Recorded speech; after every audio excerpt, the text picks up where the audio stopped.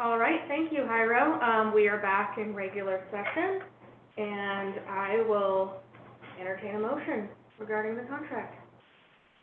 I move to approve the LBLESD License Collective Bargaining Agreement for July 1st, 2025 to June 30, 2028. And I second. It has been moved and seconded to approve the LBLESD License Collective Bargaining Agreement for July 1st, 2025 through June 30th, 2028. Any discussion? All those in favor say aye. Aye. Aye. All those against say no. All right, it has been unanimously approved, or moved to approve the LBLESD License Collective Bargaining Agreement for July 1st, 2025 through June 30th, 2028. That's great. Thank you so much. We have a great staff that will really appreciate knowing that this process has been completed. All right, next up on the agenda is board director reports. Is there anyone who would like to share anything?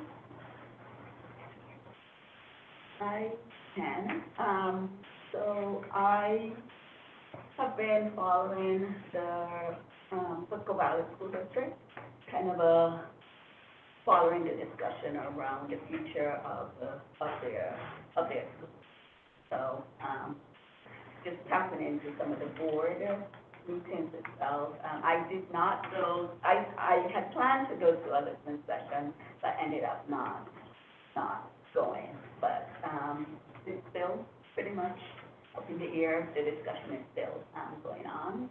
So I wanted to share that. And in addition to that, I went recently to a conference that was in Portland, and it's for DEC, the Division of Early Childhood, and I met a couple of LBLESD folks, early interventionists who were at that conference as well. So, yeah.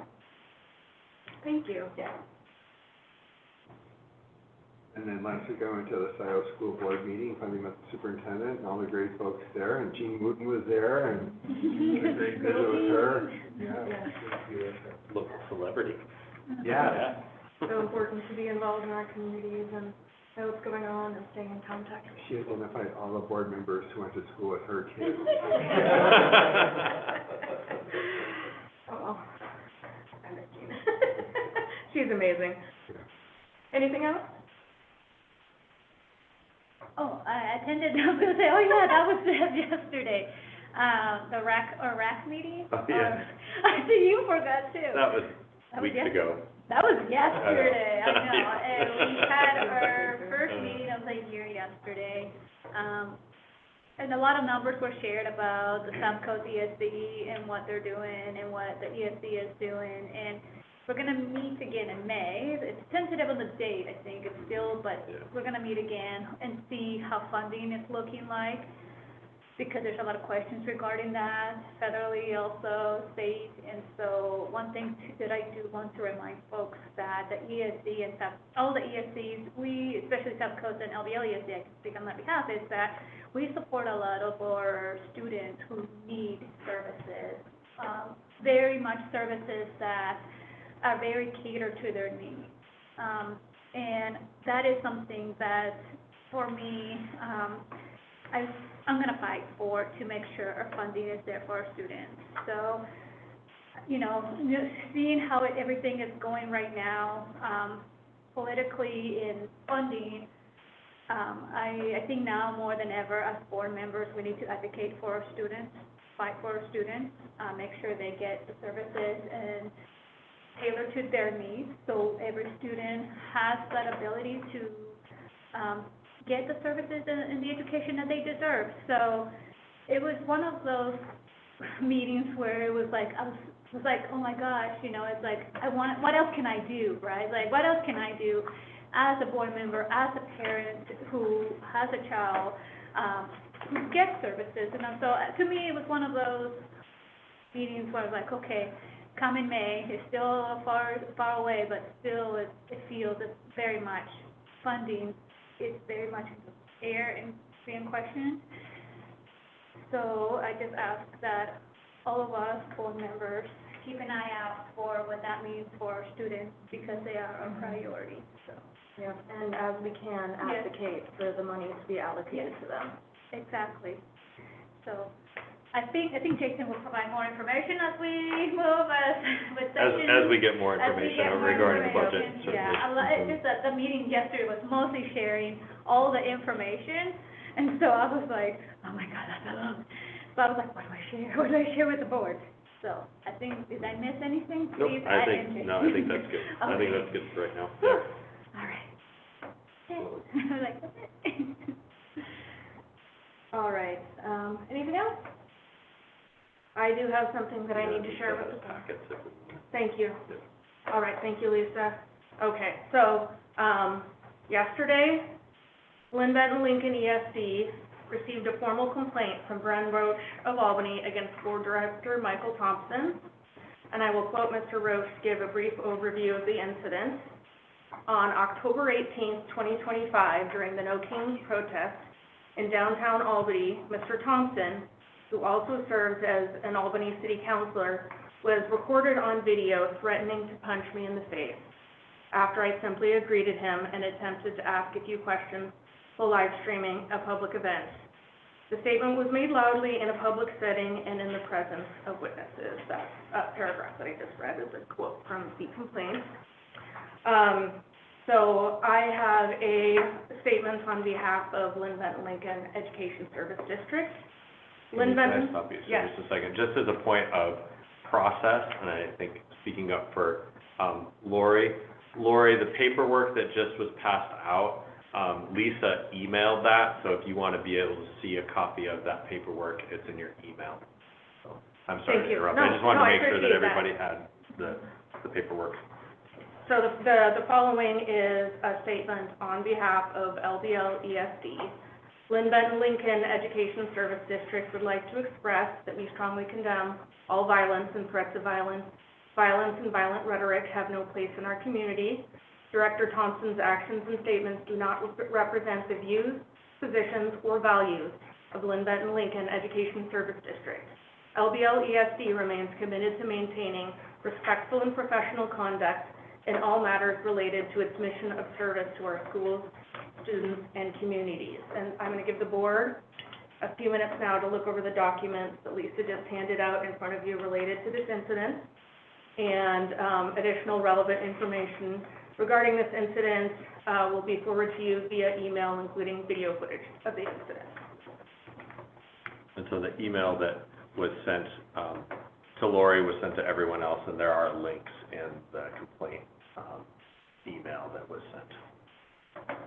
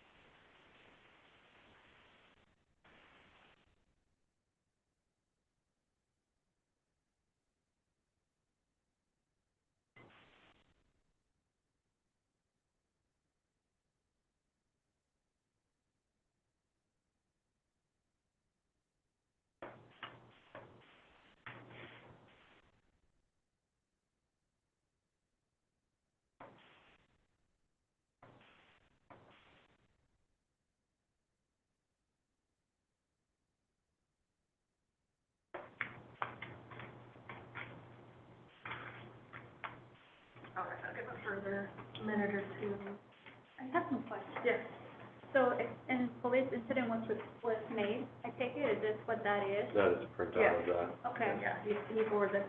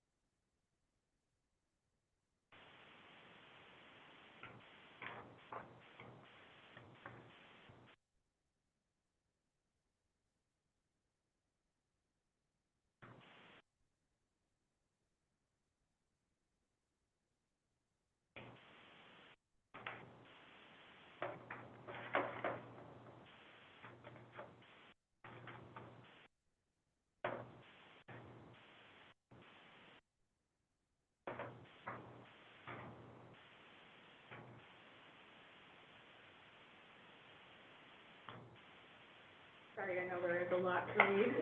Yes.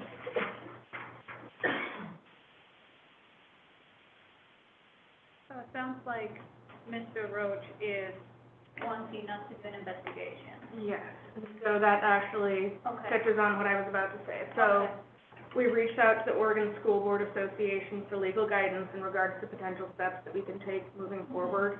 But in the meantime, Mr. Roach has requested that we follow established board policy and open a third-party investigation into the incident. I'm just gonna quote the relevant part of policy. So this is the relevant excerpt from Board Policy KL-AR designating administrative rule. Complaints against the board as a whole or against an individual board member shall be referred to the board chair on behalf of the board. The board chair shall present the complaint to the board in a board meeting, as I am doing now. If the board decides an investigation is warranted, the board may refer the investigation to a third party. When the investigation is complete, the results will be presented to the board. The board shall decide within 20 business days in open session what action, if any, is warranted. A final written decision regarding the complaint shall be issued by the board within 30 days of receipt of the complaint. The written decision of the board will address each allegation in the complaint and the reasons for the ESD's decision. So my question is how we want to proceed with this request. And I can speak, I'm part of the board here, I can speak.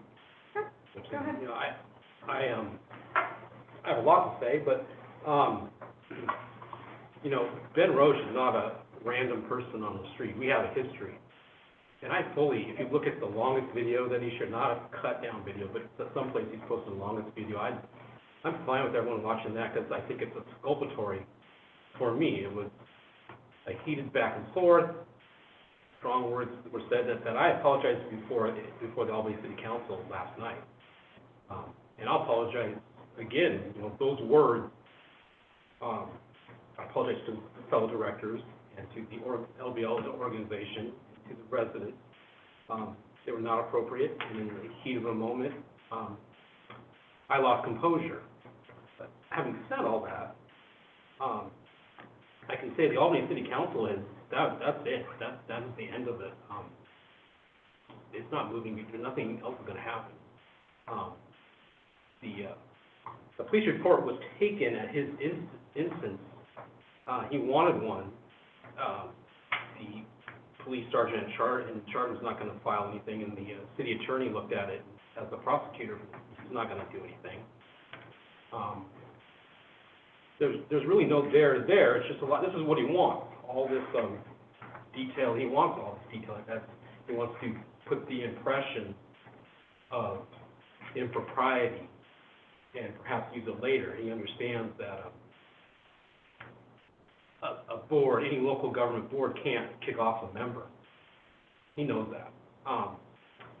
And having said all that, you read all these serious allegations, and today Ben and I talked for about an hour, and we went through some of the history.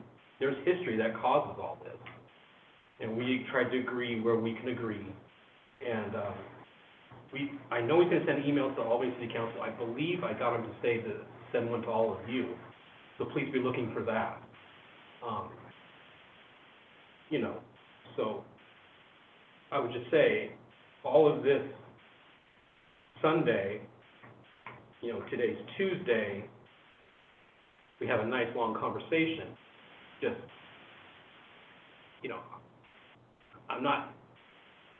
I'm at fault, I understand that, but you gotta understand the whole picture here. And the picture is the person who was trying to get what he got. And I fell for it, and that's on me, and I'm sorry, but it's not who I am. And, in this one moment comes before you, and I have hundreds of hours of me on tape in various settings, not like this at all. So, it's your it's your judgment, but I can tell you, I'm not going any farther. Go ahead. Yeah, so this is like a lot of pages. And it looks like some of these are just repeated. I'm not sure. But I am trying to grapple with what is the ask in terms of the investigation. Like, is the investigation to prove that board member Michael said this thing? Like, what exactly is there, is the ask? And I wonder too, even in terms of what you read, Amy, like, where does our, I guess as board members, where does our jurisdiction begin and where does it end? Right, especially given that Michael is an appointed. Exactly. That is why we're reaching out to guidance from OSBA, because we want to know exactly what we can do and what we can't do. Amy, would you like a little bit of help with? Yes, just please. a little process? So just on process of this is, I'm not passing judgment one way or the other about this. In terms of process, though, what Amy read is in our Policy. our administrative rules of policy KL. And so the investigation is just a step the board can take to look at this in a third-party way and be able to look at the various facts and then put that in front of the board for the board to make some sort of decision. Now, when you look at the AR that says, the written decision of the board will address each allegation, you are correct. We're getting clarification from OSBA legal on this, but I'm very certain that you're correct in that there's very little recourse that the board has as it relates to this. The board could ask Michael to resign, but there's no, the board can't vote Michael off the board. My understanding, and again, we've asked OSBA, they have not gotten back to us yet, and I think they will, it's just the timing of things, is that the only recourse would be for some member of the public to put a recall vote out on the ballot to be able to try to recall Michael. There's not much for the board to be able to do in this, and so we've asked just from a legal standpoint for OSBA legal, it's why they represent the board for various matters, just to give, here's the options. I think before you tonight, there's not really any big decision that you need to make tonight.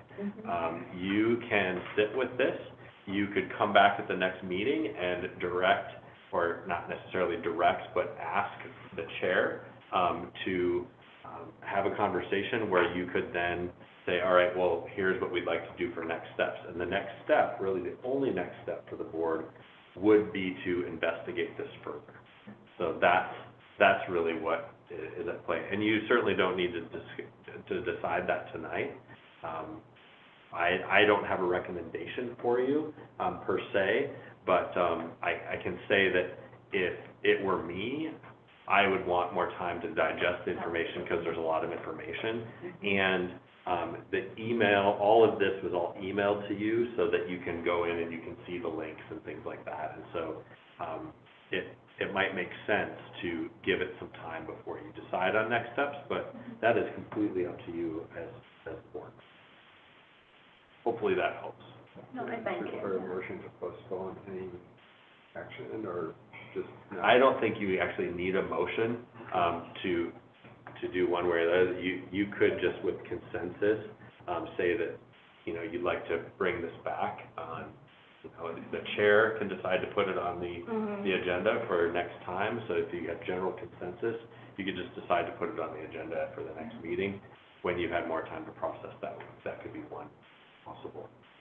And would that be the time that you would bring back any information that OSBA may offer? Exactly, yeah. I think that by then, OSBA legal, just let us know that they're gonna need 1 or 2 days to do this, since we emailed them on Monday morning, yesterday. So where does 20 days put? Where does 20 days, because we've got to have a So, response. so we back actually in 20 don't days. need 20 days. So when you look at this, it says the board shall decide within 20 business days in open session what action is warranted, but that is after the investigation is complete. So there's no time frame on this until you decide to put an investigation in place. Once the results of the investigation are, you know, presented and put in front of you, then the board, you know, is put on a clock with that. So that might be something that the board's going to need to consider if going forward with any of this, of when this would happen and when a board meeting, if the regular board meeting doesn't line up with the time frame, we might need to have a special board meeting in order to be able to accomplish the time. Sounds like we definitely have 30 days, am I reading that right? A final written Yes. decision regarding the complaint You shall be definitely issued by have the board. 30 days. 30 days. So- Absolutely, So the next regularly scheduled meeting, we would still be within that timeline absolutely. to, Yep, and I think that's the biggest thing, when it comes to managing any type of complaint, whether it's against a staff member, a board member, you know, anything like that, where we get tripped up legally is when we don't follow timelines. And so that's the big thing, that we just need to make sure that we are following timelines. I do want to add, I guess for me, because I do believe in transparency, because we owe it to our constituents, because that is who we also serve and represent, is our community.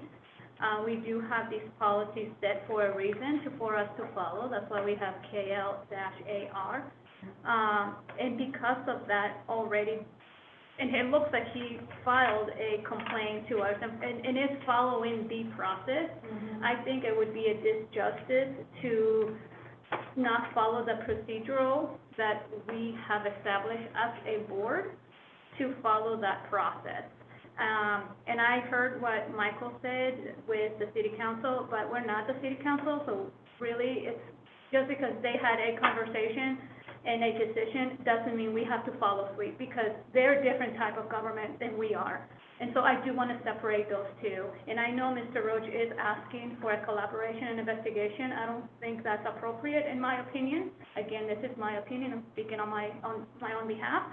I do believe, because I value transparency, as you all know, to our community, we do have these policies set in place.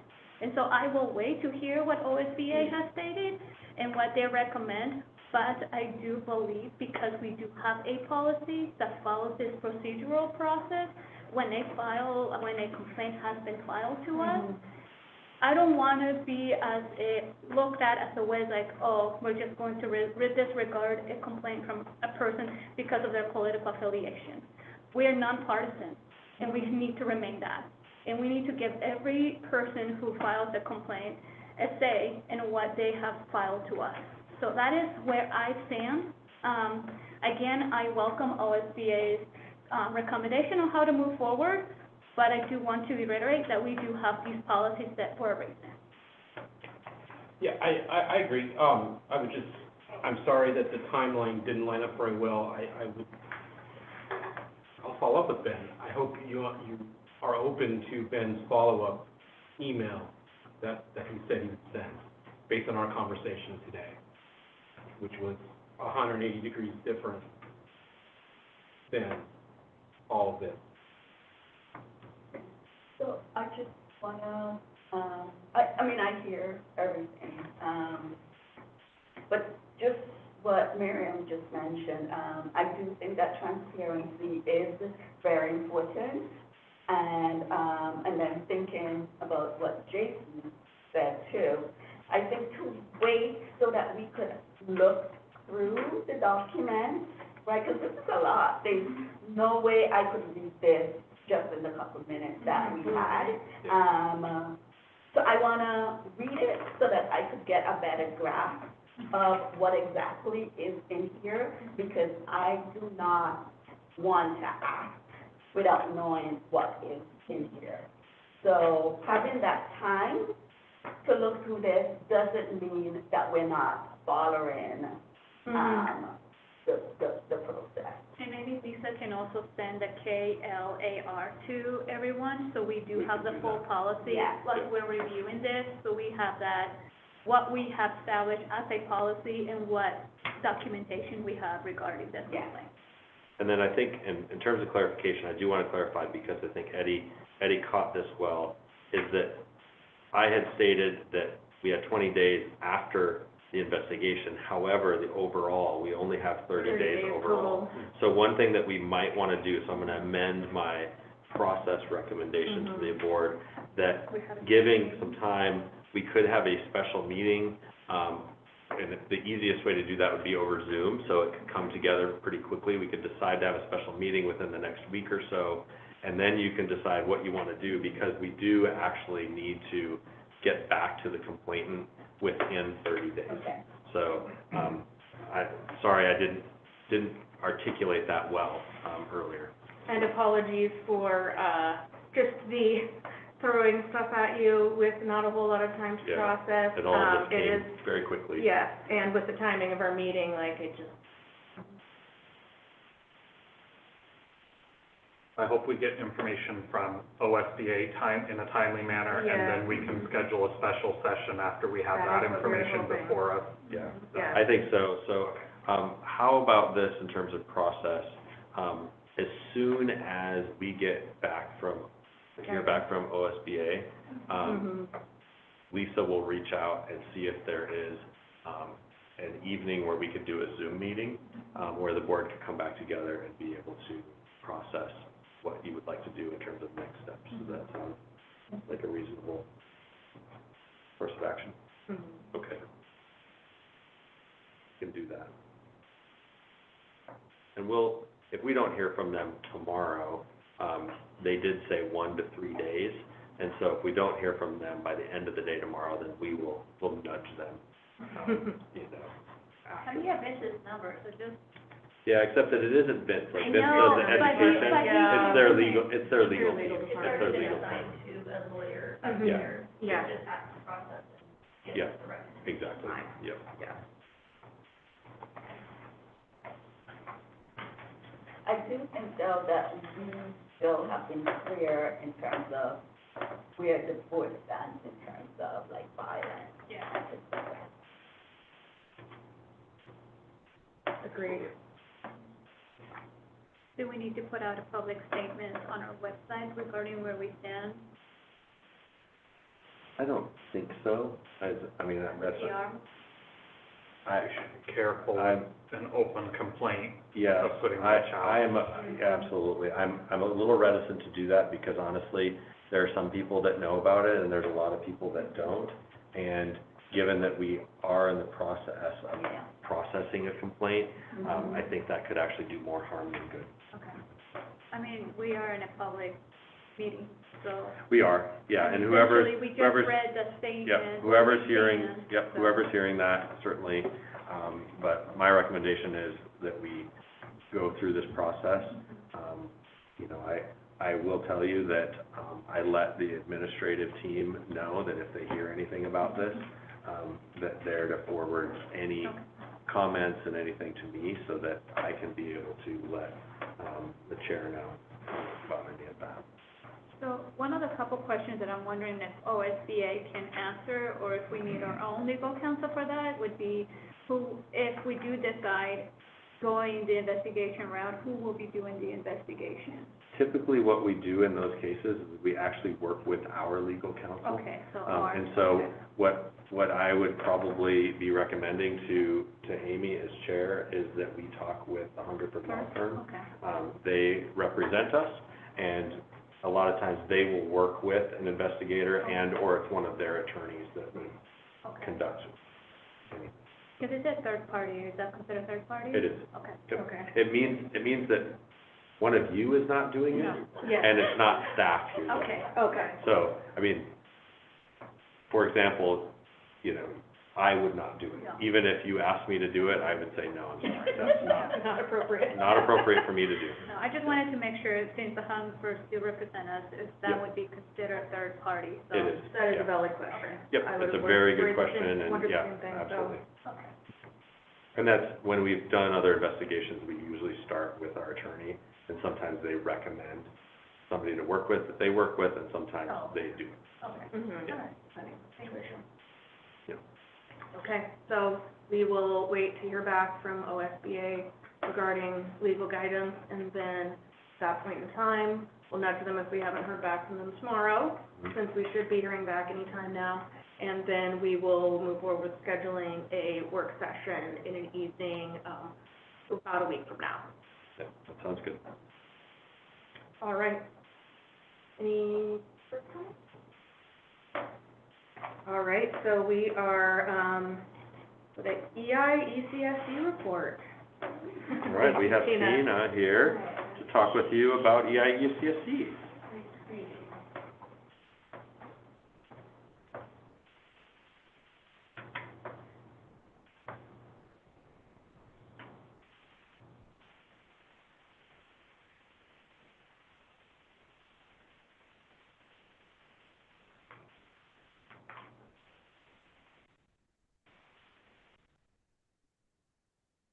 Looks good.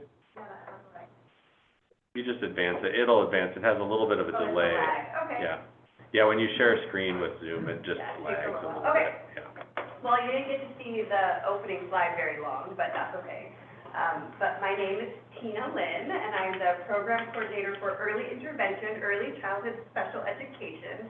I do know how to say it, but it is so normal for me just to say ECSD.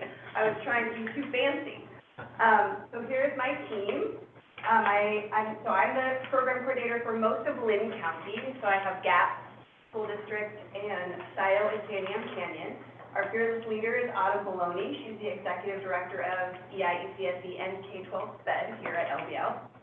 My colleagues are Kimberly McCutcheon-Gross. She serves Benton County and some of Lynn County, East Lynn County. And then Katie Dalton, and she serves Lincoln County, and then she supervises our evaluation team.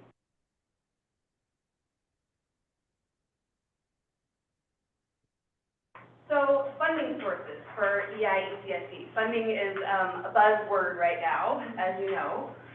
But we are a grant through Oregon Department of Education that is on a biannual cycle. And these numbers are based on estimates and flat federal funding right now. We don't know what our federal funding will be this year. We're still waiting. So we've flat funded based on last biennium. So these, on your slide, those funds are based on that federal funding. We still don't know what our funding will be for this biennium, so we're anxiously waiting to hear what it will look like. We are responsible for reporting to ODE, just like a school district would be, and we have three main categories. We have December census, June exit, and child find. So similar to K-12 requirements, ECSD is accountable to ODE for reporting on our students. Each December, we track the number of students enrolled in our program, and then we also use that number to track the number of students receiving regional services. So you've heard a little bit about like our RAC meeting.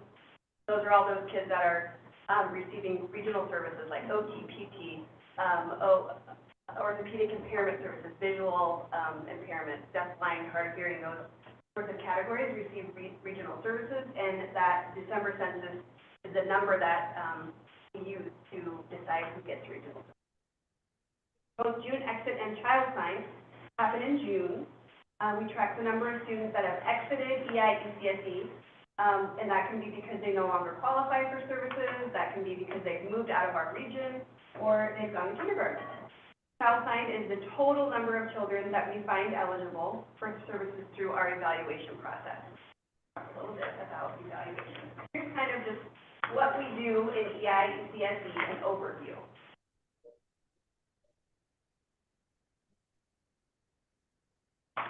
Here's who we are. Here are 4 of our school-based ECSE programs. So they're 3 to 5-year-old students that attend in a school setting. We always try, whenever possible, to serve students in their community schools so that they're with typically developing peers and they have that peer role model.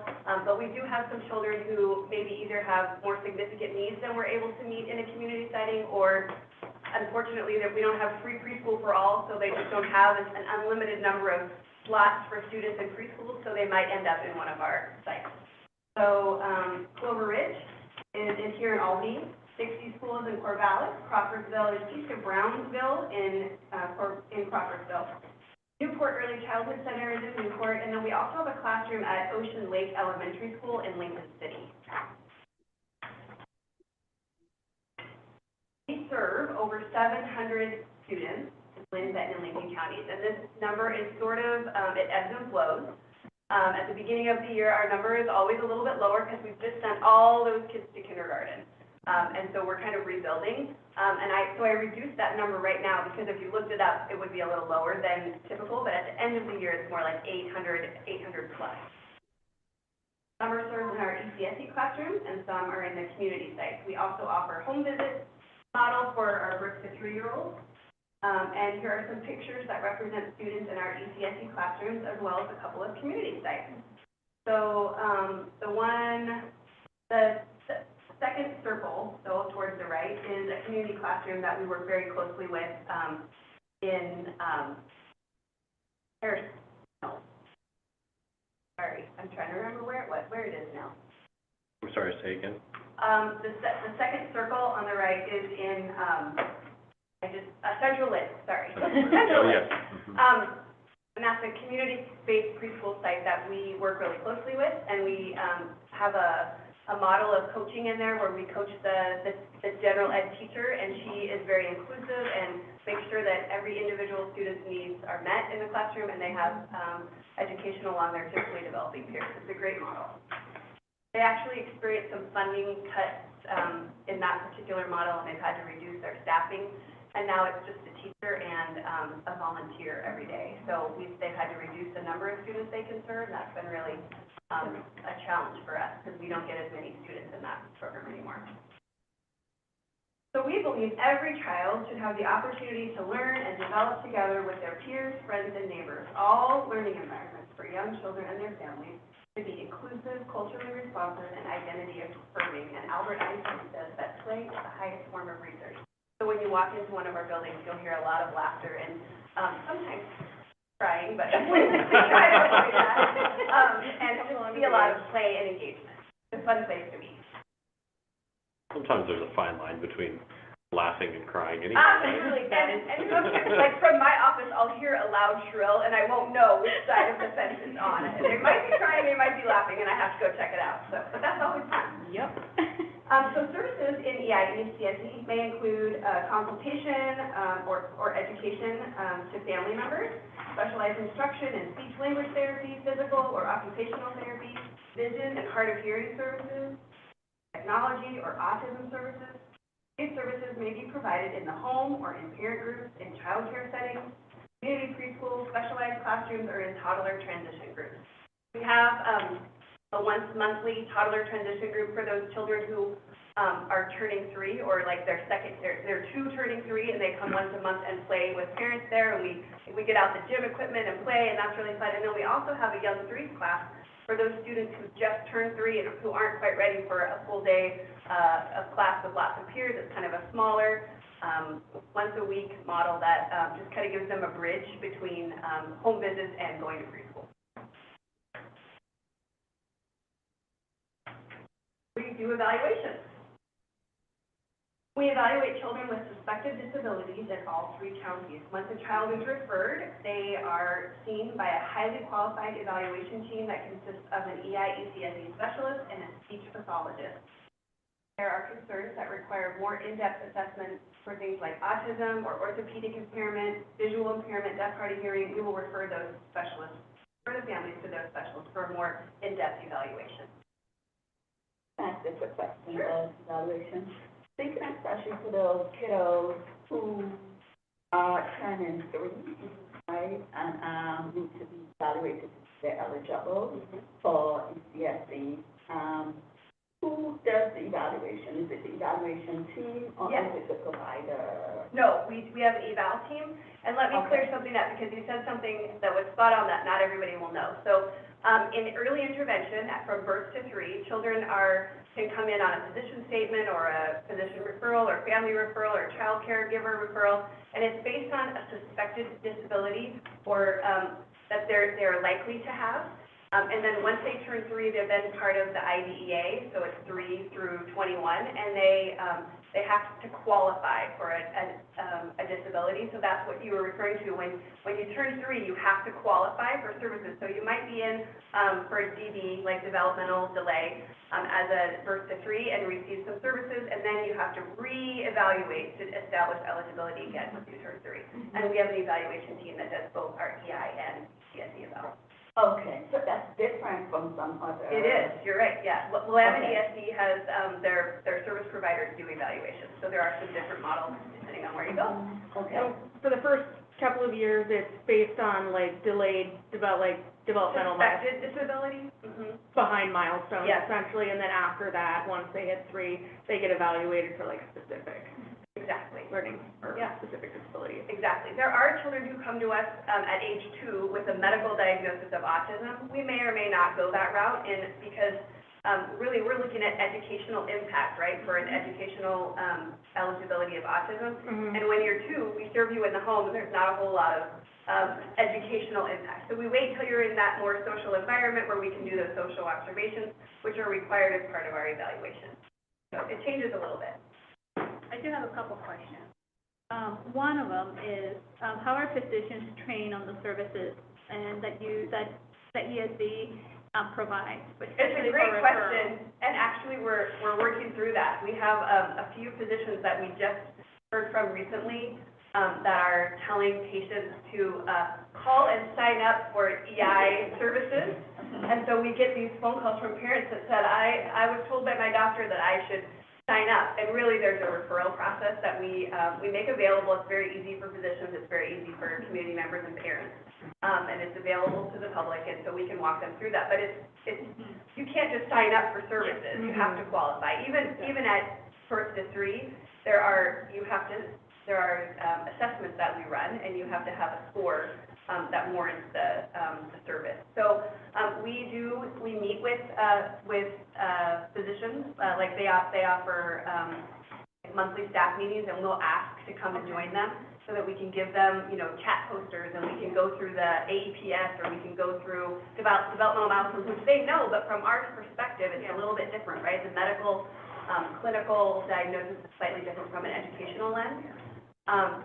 And also, we are, from birth to 3, we're really more interested in coaching families, because the parents and the siblings are the ones that are there with the children all day, and we're there for 30 to 45 minutes once a week. So our model is very much get into the home, teach families how to work with kids, and how to bring out language and all the things, and then back out and let them be the experts. So we go in and we meet with clinics and give them that information. Yeah, and the reason why I asked, because one, my son went through the process from, I think it was 18 months up until now with an IEP. So I'm very familiar with the referral process, and one thing that I found out throughout the process is that physicians aren't really aware, and also at that time I was working here, so I was very much familiar with Yes. what does the ESD offer, so I was more educated than some other parents when it came to the services and resources. And so one thing that I noticed was physicians really didn't understand what the referral process was. And looking at their office, for instance, the Corvallis Clinic, they still have posters and stuff up from 6 years ago. Yep. They haven't updated that information. So that's why I'm wondering, how is that information, one, being updated to have the most current information so physicians can give out accurate information regarding the services and how the evaluation process We is? call them and we ask to join their team meetings, and they don't always let us, but we Yeah. try, and we are actively doing that right now. Like, I have it on my to-do list to call the Yeah. Mid-Valley Children's Clinic, because that's where I heard 3 physicians say, you can sign up for services. Yeah. And it's not, we don't want to be adversarial, we want to just Yeah. educate, right, and inform them, Yeah. about what we do and, what we're looking for in students to serve and, disability categories that we might be looking at. And so it's not an automatic qualification and it's not a sign-up kind of thing. And we do send things out regularly, Yeah. and when we notice that those types of things, that they're up there, Yes. reminding them. That's a red flag. Yeah, isn't it? absolutely. exactly. So, I so mentioned it those to types them. of things, you know, I mean, it's a little bit of, like, trying to be an influencer, but we're not in charge of them, so it's Exactly. a little Yeah. challenging. So we ask to join and hopefully they let us in. We can't just go take their posters down and put new ones up. I know, I kind of want to take a couple with you, like, let me help Just you. walk in the door. I'm still waiting. You did that. But we certainly do try, and when we have parents like you tell us that that needs to be done, we'll call them. Okay. So thank you Yeah. for doing that. I was just there like 2 weeks ago and it's still there, so just. Okay, yes, you'll have And to, I do have another Okay. question on the referral process, because I know parents and family members can do the referral from birth to 3. Does the referral process have bilingual assistance? Yes. Like if they call, can they Yes. have someone that speaks Spanish? yes, To fill out the paperwork? Okay. yes, yep, 100%. Same Olga, as- Olga okay. does all of that. And she Okay. schedules the evaluation and speaks with Okay. families in Spanish, Okay. and, yep, that's And what then- she's there for. And I think I can't remember if it was last year or this year, I can't remember where I saw it, but like they can also do it online? Yes. Yeah. We're, linked to our LBL website, Yeah. we have, the universal, referral Mhm. form that is, we accept that, and it says who to send it to, and, if they send it through our webmaster, then, Yeah. they just send it to me. It gets forwarded Yeah, along. yeah. Yeah. And that one is in Spanish too, like one of the languages, right? Is Yes. that can be translated? Yes. Okay, all right, thank you. Okay, I'll keep moving, but interrupt me if you have more questions. Okay, so once a child qualifies, and some of the questions that I just answered are probably gonna be in this a little bit, but that's okay too, just be, yeah. So our birth to 3 population, EI, those services are primarily offered in the home. Every once in a while, we have a child who's in full-time daycare, and we try to at least get like once a month, can the parent join us, just because like I said, the parents are the ones that are there, they're the experts on their child. We want them to get this, consultation with our specialist so that they know how to implement the strategies that we're teaching when we're not around. But a childcare provider can do that as well. Also, that's something that's, unique to Birth to 3 is that, many of our goals are family-centered. So, we ask families and like parents what they want, their hopes and dreams for their child and what they want for the next year. And we base our goals and our plan off of that. So it's not as educational focused as it is, driven by the family. In early intervention, they do not fall under IDEA, so goals are developed around family hopes and dreams, and then specialists provide coaching to the family members in the home, and goals are developed around skill development and navigating the child's environment. Again, we talked about kind of the scope of practice of an EI specialist includes, anything developmental, and when we feel like, the child has a specific area of, need, then we do a further investigation and we may assign like an occupational therapist or a deaf hard of hearing teacher, visually impaired teacher, speech and language pathologist. Yep. So are you all following like a primary provider type model? Yes, or- yep. We have caseloads and providers. So, each child is, assigned with an EI specialist specialist.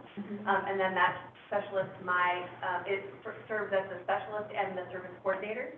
And then that specialist might include a speech pathologist if there are specific communication needs that they don't feel like they can address.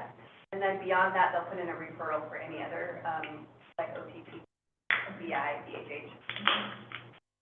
That makes sense to everyone else? Okay.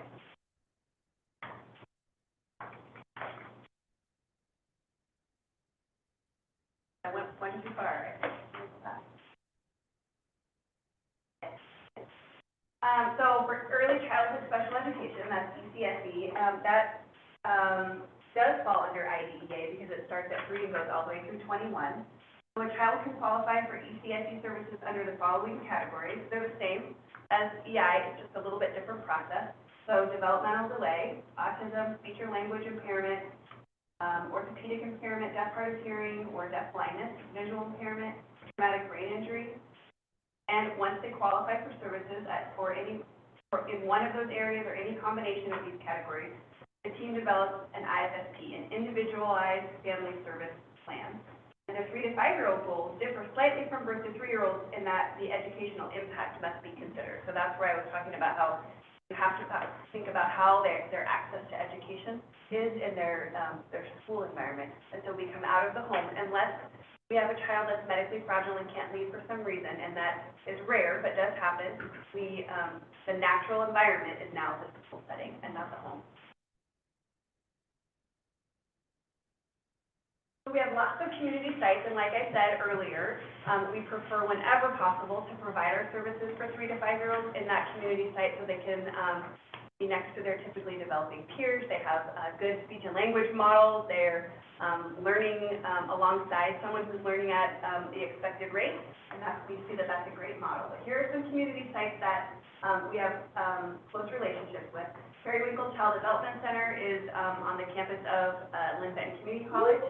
Old Mill Center is in Families. Cascades Preschool is in Lebanon.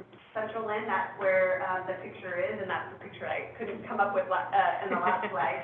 Early literacy program, they're also the ones that took a big funding cut this year, so that's been, if you want to advocate for a program, they're really good, and they lost a lot of money, so it's kind of discouraging.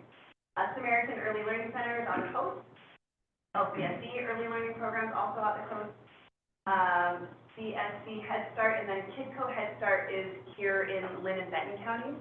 And we serve a lot of kids there. This year, their model changed, and they're doing half-day programs instead of full-day programs, so it has really doubled the number of children that we can serve, which is great, but it also increases our caseload exponentially out there. So we're overwhelmed with kids in community, but again, that's a great problem to have.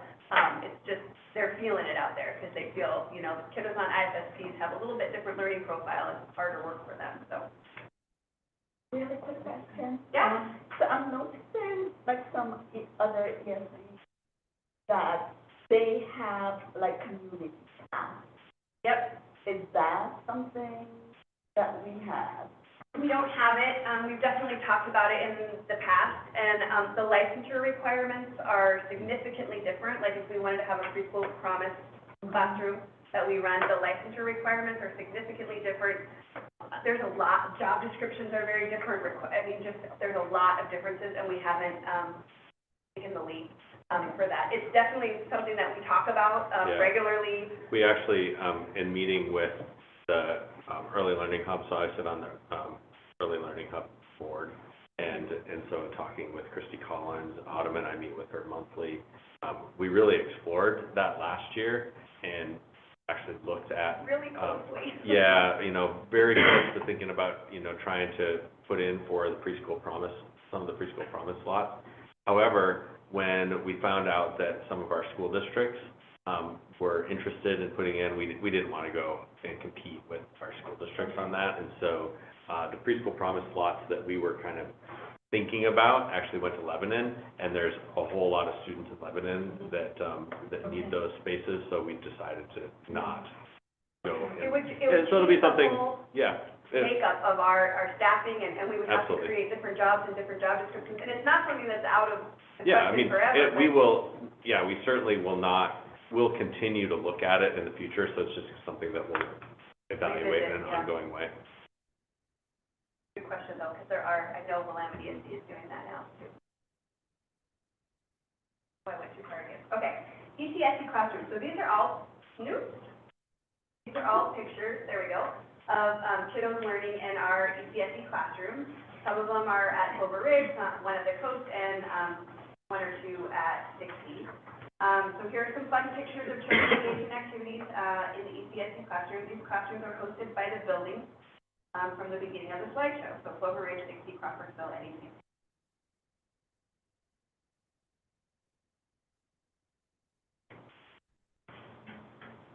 So I mentioned that we are accountable to the state for child find and June exit and December count. We also have to create service area plans based on child outcomes, and so I'm going to just read a little paragraph about what that looks like. So each year we use our child outcomes data to develop service area plans for Oregon Department of Education. Each county in our LBL region examines our outcomes for specific populations of children, and we use that to draft goals that we make into plans for improvement. An example of one of these goals that I will have this year is that I'm working on making sure that each of my EI families is seen or served at least once a week, state-defined adequate service level. So when parents come in and they sign eligibility, for EI, our home visit model is a once-a-week service. And it's not a one-size-fits-all, like we can't predetermine, right, service levels. But that's kind of like adequate service level, baseline minimum. And sometimes parents come in and say, oh, well, I just want a once a month check-in. And we honor that, like if that's what a parent wants, but we're gonna quickly get in there and say, they could develop so much faster, and we can work on so many more skills if we're in there. And we'll try to work that in, because really, when we do SPR and I, which is kind of how we examine the work that we're doing, and we report to the state, we get dinged if we're not seeing families once a week, because that is what the state has deemed necessary and minimally adequate. And so my goal this year, we have lots of EI families that aren't being seen once a week, and it's always offered. It's based on family desires, but we have to sort of like work our way into that more and like really show the advantage of having somebody in there once a week.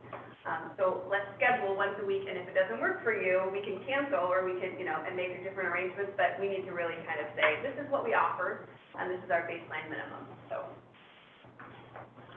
what other questions do you have for me? I want to piggyback off of a question that Miriam asked about families whose first language may not be English. And I'm curious about especially interpretation and how thinking especially about those IFS, the individualized family service plan routine. If you have a family whose first language isn't English, who do you bring in to interpret, and are those interpreters, do they receive any training? 100%, yep. Okay. So we have two that are employed by us, two interpreter translators. One is Olga and one is Sonia. And Sonia is on a TPE, and we use her as necessary, but Olga works full-time for us. Okay. And she's on site and able to take phone calls and talk with Spanish-speaking families. Now, if we have a family who speaks Hmong or Chinese, we have to reach out to an interpreting service and hire them to interpret for that meeting or the home visit or whatever, and we do that. And do they understand? They, not as much, because they may or may not. I mean, I just have We always try to work yes. with people that We have some work that in the education yes. field, but it's we can't a always little get bit more to- hit yeah. and miss sometimes. with education. But Olga has very specific training in educational language, in special education verbiage. Before she came to work for us, she worked in, like for Head Start, interpreting for, family meetings. I mean, she was like in social services. And so she had a strong background coming into it, and then we have sent her to specific training. She just completed a training actually last Friday that was for interpreter translators in the educational environment. So we try to keep her up to date, and whenever she has requests, we try to honor them when we can. But she does a great job. She's great with families, came with a strong background, and has only done a very nice job for us. So But it sounds as though we have two, so. Yes, one full-time and one on-call. And that's full-time. two people just in EIECSE. We have other interpreter translators Okay. that work in special education that K-12 are more right. on the K-12 side of things, yeah. Oh, thank you. Yeah, and one of them is based at Clover Ridge, so when families come in there, she can speak to families there as well. If we get a family that speaks Spanish that walks into Dixie or Crawfordsville's not likely, but, or NECC, they have a person, they have three, because they also have one at NECC. She's part-time, but she's in the building full-time. And so when a family walks in, there's somebody there to speak to them as well. Granted, it's only in Spanish, we might have to call someone if it's a different language, but Yeah. that's pretty cool. Do we talk to community members who maybe, I'm thinking about like more languages that I'm hearing around the communities, like Arabic, Vietnamese, like a lot of those languages that are not like, that is within our community. Do we talk within those communities of volunteers who would want to maybe help the ESC and getting some training in helping with interpreting services? So I don't know if that's something we have considered. We have not. I utilize. mean, as a program, we have not. We have focused, mostly, the second language that we, get is Spanish. Yeah. And so we've got that covered pretty well. I mean, we try to make sure our signage is posted in both languages. We try to make announcements in both languages.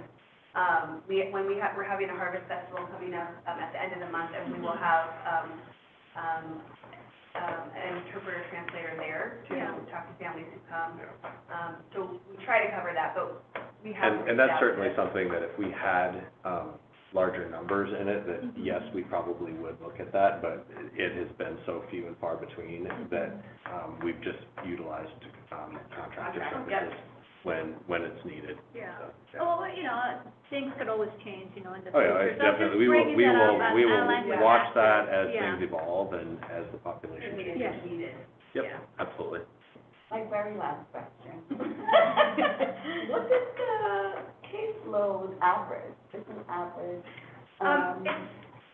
It varies so much, it's hard to say an average. So dramatically between types of providers, and, I mean, some service coordinators are SLPs, and they only provide speech and language pathology, and they don't, or speech language services, and they don't case manage, or they don't, I mean, like, they're so like, Yeah. it's just, I'm thinking especially for case management, just because you said that at some of the sites, you're seeing double the amount of kids, right? Like those programs that were once full days, they're now half days. right, so So that, wondering about and, that. yes, so that would not be at our sites, but like in the community, you mean? Mhm. Yes, 100%. I mean, but those kids would either be in the community or they'd be in our classroom. So we're seeing things, I was thinking of, so we have a difference between an early intervention specialist who works in our classroom versus our community providers, right? So our community provider caseload has gone up. Okay. But they're, It varies so It much. varies. Honestly, It does. this is where we get it, if we'd be looking at the statistics and it just would, like, the range is so large that the number would be meaningless. Like, if we said, oh, it's 30, but there's some, depending on what their caseload looks like, kind of like we talked about with bargaining, when we were talking about caseload and bargaining, is that one doesn't equal one. And so, one person's caseload might be a lot higher because the students that are assigned to them look different than Then another others, person's. okay. Yeah. But is that a consideration? It's, all the time. yeah, 100%. it is a constant the administrators and the staff are in I'm constant constantly conversation evaluating around that and looking at and evaluating those caseloads and seeing how there can be parity with that. And so, but saying, we certainly could give you an average by Or a just doing the range. math, or we could give you a range, but honestly, I think that would be fairly meaningless, you know? Yeah, I just remember when I was a EIC person, and there were days when my caseload was just honestly too much. I have encouraged a very open and honest dialogue with my staff to come and say, I need help, or I need to do something, and we just look at everything we can do to try and balance them out as much as possible. Yeah. other questions for Tina before we let her go and move on? Thank you so much for your time. Thank you, Tina, and all for the coming. information. We really appreciate it. Great place to be. Come visit me at Clover Ridge and see kids. We would love to have you. Oh, That would be fun. They're a lot of fun, and I'll Yeah, let you we can decide if definitely it's do the that. wheel of joy or terror. And it might change in just a second. Oh, yeah. oh, yeah. Take your life. Yep. Thank you. Thanks again. Thank you, Tina.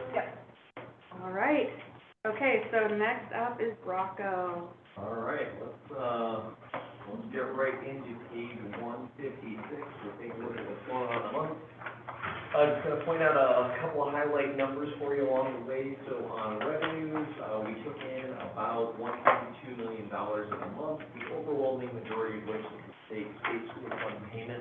I am gonna call to your attention that earnings on investments number, so that's nearly $90,000, that's interest that is earned off of the money sitting in our LGIP account. So we had some really fortunate earning of some large payments coming in. We've had a lot of money sitting in LGIP, earning interest for us. That number, gosh, I wish that was gonna happen every month, but it's not. So we're just gonna celebrate them while we get them. Going down to page 157, as we take a look at expenses for the month, so we had about $760,000 of transits to South Coast. ESD, they are a sub-grantor on both the EI and the RIS grants. So that's us spending money to them for what they do on those grants. The operating expenses came in at $3 million, and that's actually fairly low for us. So there are two things that play on there. First off, our payroll costs are not fully loaded because we do not have raises for the CBA baked in there. We will soon. So those are running a little bit behind, and then we actually are just timing-wise behind on software payments. And when I say behind, just meaning people are billing us a little bit later than they had in years prior. So those are all going to catch up. It's always better to be a little under than a little over. Moving down to page 158, we do have coming up our first payment, our interest payment on the full faith credit obligation bond. So we'll be making that payment the middle of next month. You'll see cash balance, and I'll call to your attention again when we look at that year-to-date on the bottom of the page, the LGIP account. We started the year in July with $11 million in there. We ended last month with $22 million in there. In the middle of the month, we had more than that. That's how we got that $90,000 off of it. Looking on page 159, is following the cash balances on there. We're sitting high in August and September. Those balances are going to decrease a little bit, but they're going to spike up again in December because that's going to be when we get our tax payments in. So we'll be riding high balances for a while. Interest rates are still yielding on the 4.6% range. There'll be a question as to when LGIP adjusts that rate. I think we're running a little bit ahead right now and maybe burning down some held profits in there before they actually decrease rates decreasing overall. And that are the highlights for September. I have a question. Yeah. On page 159 on the graph, on the top one, so for August, I'm just looking at August in particular. It looks like for us, August 25 was way higher than August 26 and August 23. Is that, I'm trying to understand why that in one of the highest months? Two things. We have a dynamite team in accounting right now, and our turnaround time on getting the grants processed is much tighter than it has been in the past. So we're able to get the payments in a little bit more quickly, but we also were allowed a pre-draw on the EI grant and on the RIS grant on there. So when we receive payments on there, we also have those as well. And that's a brand new thing that came after. You'll remember about a year ago, me talking about how there was a lot of criticism that was directed towards ODE about getting grant payments out, and it took many, many months. And so one of the things that the ESD superintendents did in advocating and working with ODE is ODE came up with a way to do a pre-draw, much like what happens in school districts Okay. with the state school fund. And so it allowed us to get the money ahead, and they'll reconcile it, but that helps us by putting the money in our account, and we can earn interest off of that money instead of Yeah. ODE earning interest for a while. Yep. Is that something that you think is gonna happen every year? They have said, or- they've indicated that that will They've continue said to that they're happen, going but to. we'll see. It's not as good as a full pre-draw grant, so a lot of grants, you just simply every quarter can claim 1/4 of the funds on there. This is literally, you can draw the money early in the first quarter, but then you're expensing like normal, so you will still end up with a period of time where you're way out, it will just happen cheaper in a year. Okay. It does a little bit, it kind of solved one problem, and it created a kick the can sort of thing. It does, but at least you're typically Yeah. kicking the can past when you receive your local tax revenue. Yeah. So it really does help out with payments. Yeah, Yeah, okay. Thank you, I just, I it's a saw good, that it's a good jump, noticing, and yeah. I was like, oh, snap, what happened? Okay. Okay, superintendent's report is up next. Okay, a couple things, I'll turn your attention to pages 161 through 164. This is the first activities, tasks and activities report to you. You can see that in all of these, we are at a commence stage with these activities, and that things are just getting started with the activities from our strategic plan. There's some really great things in here. I'll just highlight two of them that represent some excellent work. One is on page 162, number 15, that Christina, the HR team, has been, I will say the HR team, but this is Christina. So Christina is developing a training series that will be delivered monthly at Leadership Council meetings. She's actually done 2 of these already. She's basically putting together a graduate level course for our administrators in supervision and progressive discipline. It is really good, and so I just want to say thank you for that, and excellent work from her. And then the next one that commenced was, you can see it's on the next page, 163. It's under objective number 2, and it's number 1 under that, and that's Autumn Baloney. And it's the community inclusion team, the CIT team. They had their first meeting, and they're doing training for community preschool programs across the 3 counties. And so again, excellent work in supporting our community preschools. So lots of things there. I'll always encourage you, a lot of times this document is just for your information, but if you ever want to talk through any of these or have any questions about it, please ask. And or when we have a chance to check in one-on-one, you can talk about those things during that time as well. The next item I have is our component district meeting schedule. So this, for those of you that are new, we kind of talked about this in the past and conceptually, that Nancy and I split up going out to visit our component district board meetings. We try to hit at least one component district board meeting during the year, and so you can see the schedule here. What I would encourage you to do is, if one of these districts is in your zone, take a look at it, see if you can attend with us.